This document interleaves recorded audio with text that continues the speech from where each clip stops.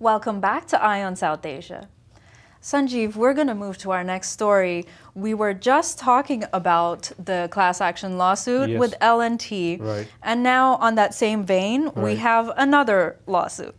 So this time, though, Never it's ends. with TCS. Right. So it's TCS stands for Tata Consultancy Services. yes, and it's a very well-known name Right. here in the States, not just with Indians, but they also employ, Americans Sure, here as well. sure. So the U.S. District Court of Northern California has allowed two former employees of TCS to proceed with a class action lawsuit against them for breach of contract, mainly over salary and wages. So in this case, it's been asserted that, this is an Indian company, and when Right. they're coming to the States, that they're not conforming with the bylaws of the U.S. So the order by the district court is to say that, they can proceed with this. Meanwhile, TCS is saying that we're hoping to find that these claims have no merit. So the claims are that Tata violated their contract by requiring employees to pay their tax refund check back to TCS. That's it. I never heard like that before. That's pretty crazy, Yeah, huh? I never heard that. And also, these employees were also allegedly supposed to get an Indian salary as well as U.S. salary. Which sounds like a great deal, but they didn't get it. But they didn't get it. Exactly. And in some cases, they were quoting a certain salary, and they never actually got that number. And they also realized that their Indian salary was being deducted from U.S. salary. Yes. So why was it in a contract to first place that they will get Indian salary as well as U.S. salary? Right. I think something is totally wrong at Tata Consultancy Services. I don't know if it's just everything is lost in translation when And they it's a came class over action here. lawsuit. It's a class action lawsuit. So everybody is going to be a part of that. Right. Okay. So we'll see what happens with that. That's a very interesting story. And also, I think in the end, this lawsuit also names Tata American International Corporation, a U.S. subsidiary of TCS. Yes, exactly. So, interesting. So moving on to our next story, we have Sunita Williams, our Indian American astronaut. She's all set for a spaceship launch Right. nearly 5 years after her journey to space. She is set to repeat that journey, and she's going to be lifting off in the Russian spacecraft Soyuz Right. on July 15th with a Russian cosmonaut and a Japanese astronaut. That's right. So they're going to be serving on Expedition 32 and 33 missions. Right. And I think that a lot of the research that they're going to do is that what happens on a human body, and that's where, their focus is on. Right. There's really just so much to learn in terms of human beings in a foreign environment, But they have to go all the way up there in the space to find out. Right. They can't do that underwater. They can't do it underwater. That's something that, Right. is reserved for outer space. But it's been 5 years, huh? Ever since Sunita Williams, they went up into space. Right. I would imagine that every time they have to go, they'd have to go through, this rigorous training process True. to really Very true. prepare for the next Right. one. Yeah, yep. So, because it's a big investment, really, Exactly. just to go. Yep. All right, moving on to our next story. We have the outsourcing of Indian passport services. I am confused with this one, Bhavna. So I don't know. Let's see what you have to say. But I'm confused with this one because Yeah. Indian passport services are currently outsourced to, I think, Trivista. And now here is some part of passport services going to be handled by another company called VFS Global something? Yes. Well, the outsourcing of the passport services is VFS Global Right. in Washington, D.C. And they're going to be going through the initial receipt and processing of applications on behalf of the embassy and consulates around the country. So it looks like they're going to be starting the process here and then probably transferring to other outsource agencies. Right, they're going to start, I think, in Washington, D.C., starting from April 16th, Yeah. and for the consulates in Chicago and New York. Right. And applications are going to be accepted by VFS Global in person. It's also accepted by mail, and they provide their address and everything. So this is more of another point of contact in terms of... But TriVista is going to continue what Yeah. they have been doing it because, Indian government has signed a contract with them. Right. And I don't know whether you have had any experience with TriVista getting your, visa or getting anything done as far as your passport concerns. They're doing a fantastic job. Yeah, TriVista is really doing a lot better job than Indian government and their embassy here. Yeah. Yeah. Well, hopefully, just adding more agencies to this process can actually make it quicker and easier for people to get things done. Or make it a little more complicated also. Right, that is true. And speaking of complicated story, Yeah. this one is, it's a tragedy and I think it's a complicated story. It is. Yep. A Drexel University's professor who was hired just a couple of months ago, right? He committed suicide. He committed suicide in the river in Pennsylvania on March 30th. The professor's name is Nagesh Idupulapati, and he was a 29-year-old mechanical engineering assistant and research professor at Drexel University in Philadelphia. And he just committed suicide, left a suicidal note, but they don't know what the reason is. I mean, he left a note, but they're not releasing details of that note. And have they actually ruled out a homicide? So they've ruled it as a suicide in this case? They're not saying anything, but according to his Facebook page, he had been married for a little over a year. But when he committed suicide, it was his sister who initially contacted police after she became concerned that she had not heard from her brother. So there are big complications in the story, and especially police is not releasing details of what was in his suicide note. Yeah. And he was just hired at Drexel. Right. 29-year-old. Yeah, it seems like something very strange to be happening at such a new stage in his life, like a new career. So it is a little strange, and there's not much detail. Not much detail, so nobody knows whether it's a personal, whether it's a work-related, or who knows. But 29-year-old man, young man. That's very unfortunate. Yep.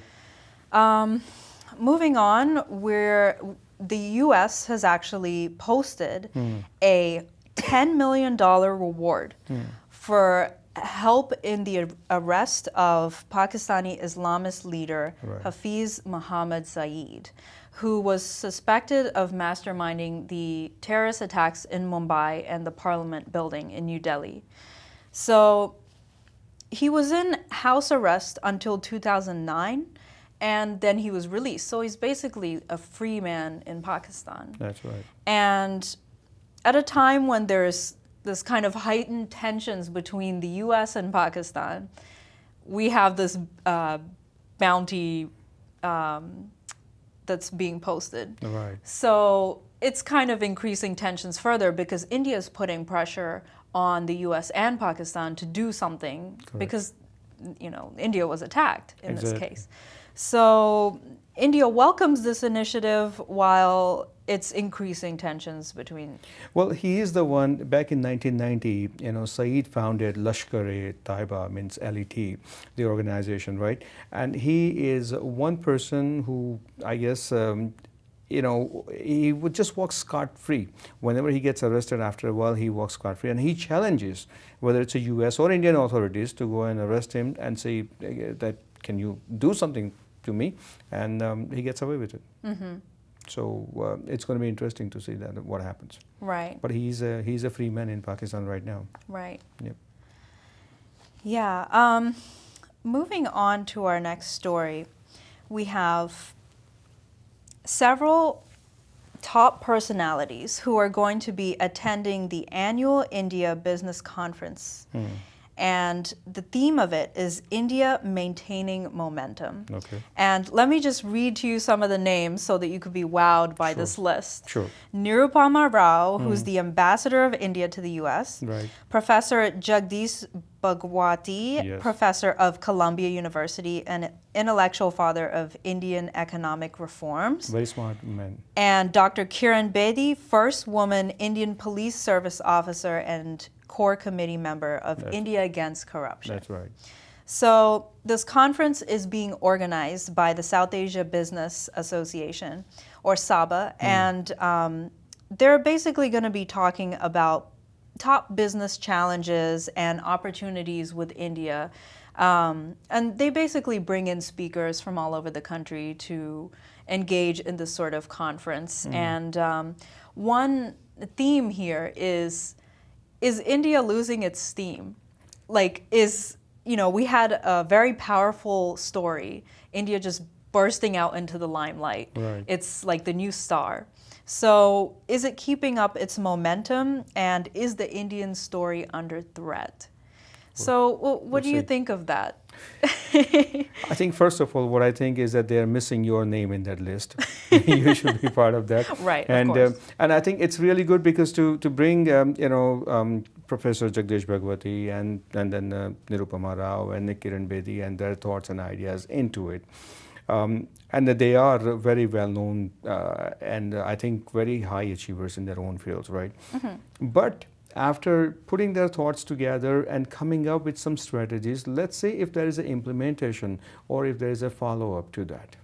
Right. But it's a good effort, good initiative Right. from them. Yeah, we have several organizations who are kind of doing the same thing, Exactly. discussing the same But issues. nothing happens after that. That's why I said that nothing happens. I mean, no one follows up. And Right. We have a lovely conference. Right. It's a great time. Right. It's a great issue. It's a hot button issue. Right, exactly. Everyone loves to talk about this. In fact, Gopi Oh, the global organization of people of Indian origin Right. in Connecticut, has celebrated its 6th anniversary. And they're honoring now 5 Indian Americans for their achievements. And they're having this lovely banquet, and the awardees are Vivek Maru, Dr. Fakir Jain, Okay. Mrs. Chandra Prasad, and Miss Nina Singh, and Miss Malika Bandarkar. Okay. And they've also named Dr. William Vijay, who will be honored with a Friend of India award. And basically every year, Gopi Oh gathers to celebrate the achievements of fine young individuals who are having, they do their achievements in various areas, whether it be arts or, politics and that sort of thing.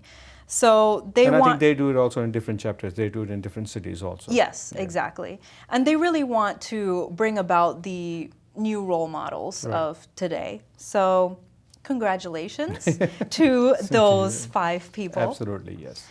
And with that, we are going to move to our next story. Okay. So we had a very mysterious story that we just discussed about the professor that At the had Drexel died. University, Right. right. And here is another story that is also very mysterious. We have a top-notch computer engineer of Lawrence Berkeley National Laboratory who died under mysterious circumstances. And this was in March 16th, and her name is Vijay Attarajan. And the claim is that she killed herself after injecting several bottles of prescription medication. And what happened was her 9-year-old daughter, Harini, found her mother in an unconscious state, and she called her father. And after the police came and everything, a homicide actually hasn't been ruled out in the case. Very interesting.